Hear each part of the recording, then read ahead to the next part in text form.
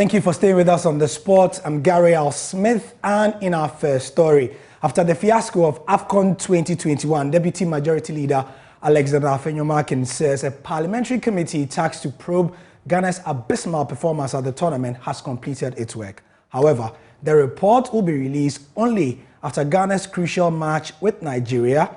Why did he say this? Let's get the reason. Mr. Speaker, I am reliably informed that the work given to them is done, except that, Mr. Speaker, there is a Ghana-Nigeria match, a very crucial match, and the committee in its wisdom is of the view that that match should be played in peace and all matters be discussed later. So, Mr. Speaker, the committee has done its work. The committee has complied with the directives of Mr. Speaker, and the committee will present its report. So this response came as the Deputy Majority Leader was reading the business for next week. So basically, had the Ghana-Nigeria game been another time, we would have got the report from the committee that was tasked to look into the fiasco at AFCON 2022. So let's be standing by and waiting for that report. Let's go to Europe though. Benfica is not a club you'd call those among European football royalty, certainly not in recent years, but they are Portuguese giants. And as they have been drawn in a tough Champions League quarter-final, what are their chances? Joining me from Lisbon to look at the chances of the 1961 and 1962 winners is David Novo of The Athletic. Thanks for your time, David. No, thanks for having me today. Great. So before we begin, let's look at the draw which was done earlier today in the Champions League. For those who have not seen the draw, it was done around 11:45 this morning. So let's look at the slides of the Champions League draw, and then we can go to David for the discussion. So holders Chelsea play 13-time champions Real Madrid.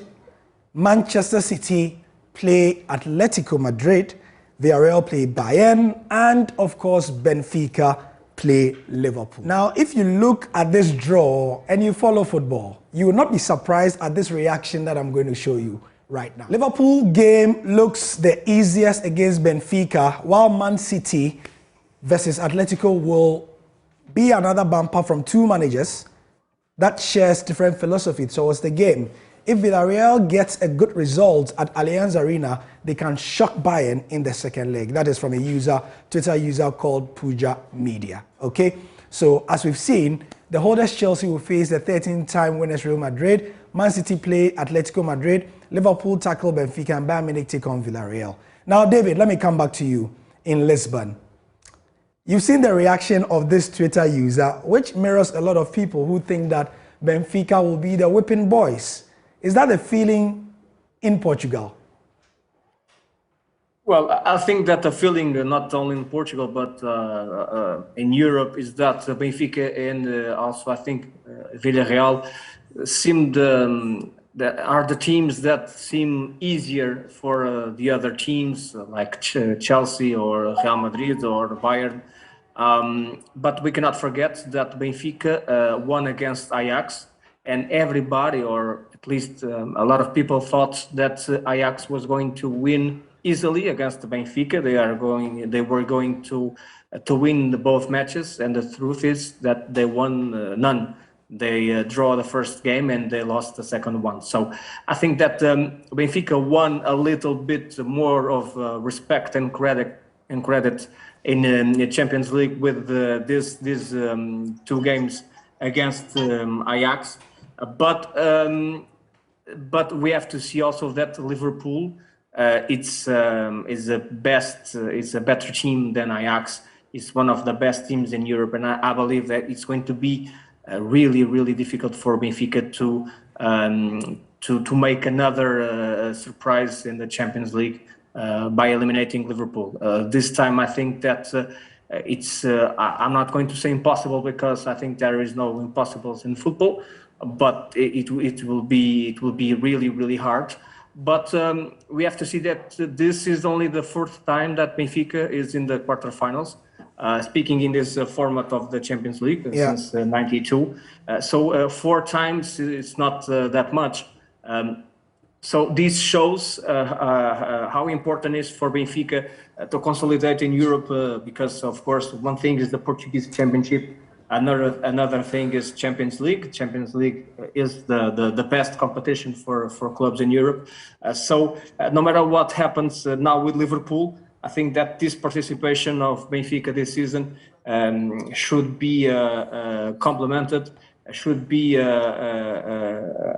we have to applaud, because especially because in Portugal, Benfica is not doing a great season. They are in the 3rd position. Porto and Sporting are ahead of Benfica. So they changed coach in December. So it's not a season with stability, and to be in the quarterfinals of the Champions League, joining the best teams in Europe, I think that's a great achievement, and I believe that Benfica should get credit for what they are doing in Europe. David, what will be your professional prediction?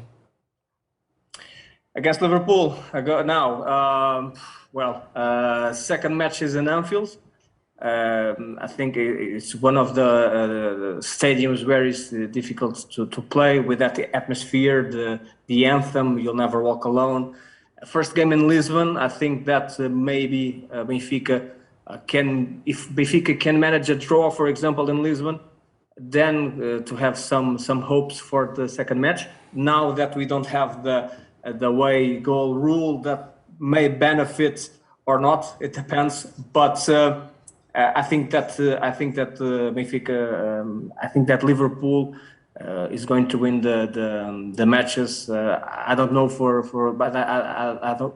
Even for Benfica, I think it's important to fight for the win, the victory in every match, and try not, of course, to get a lot of goals from Liverpool, because we know that Liverpool scores a lot of goals. Yeah, sure.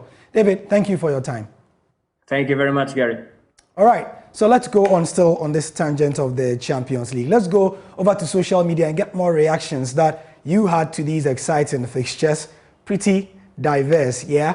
We chose a couple of them. Diane Palesa says, Chelsea, despite being underestimated, went against all odds last season to win the 2021 Champions League. Rival fans never expected it. No doubt playing against Real Madrid in the quarterfinal will be challenging, but the pride of London gets the job done. Good luck to the team. Let's look at another one. Carefree Edition says, I actually think Atletico Madrid could frustrate Man City and maybe even come away with the win, something like 0-0 and then 1-0. I hate to say it, and never usually do in case of bad luck, but I'm quietly confident with Real Madrid too, if we Chelsea turn up. Nyan Hunter says, excited to face off against Chelsea FC and hope we shall be able to take the revenge of last season. Kat Poisson 1 says, Man City versus Atletico, beautiful football versus Satan ball. Founder says, I won't be surprised if Man City plays 97% ball possession and still lose by a goal to Atletico Madrid. Nothing is impossible for Simeone. CFC Method says, when Chelsea go down to Spain to play against Madrid again, they best not come back unless they are saving our boy Hazard and bringing him back with them. Well, those were simpler times for Chelsea. They did not have any Abramovich issues. Russia was not invading Ukraine. But as you know, right now, parties are interested in buying Chelsea Football Club. And guess what? At 9 p.m., my watch is telling me that in 12 minutes, the bids will close. So if you want to bid for Chelsea, you have 12 minutes. Let's take a look at the bidders that we know so far want to buy Chelsea Football Club. Take a special look at the last name there. So the Griffin family and the Ricketts family have combined 24.4 billion pounds. They are American. And then there's an American-Swiss consortium of Boehly and Viz, 8.9 billion. There's a Turkish Bayrak, 8.3 billion. The Ressler family, 4.2 billion. The Johnsons, 4.2 billion. The Saudi media group are estimated at, wait for it, 1 trillion pounds. 1 trillion pounds. And they are interested in Chelsea. The Candy is English and is a consortium led by the Candy family, 1.5 billion pounds. And then Chairman Woon to me, Bernard Entry Boesiakon, who says he has 7.7 million pounds and wants to buy Chelsea Football Club. As they say, we'll say Chairman Woon to me.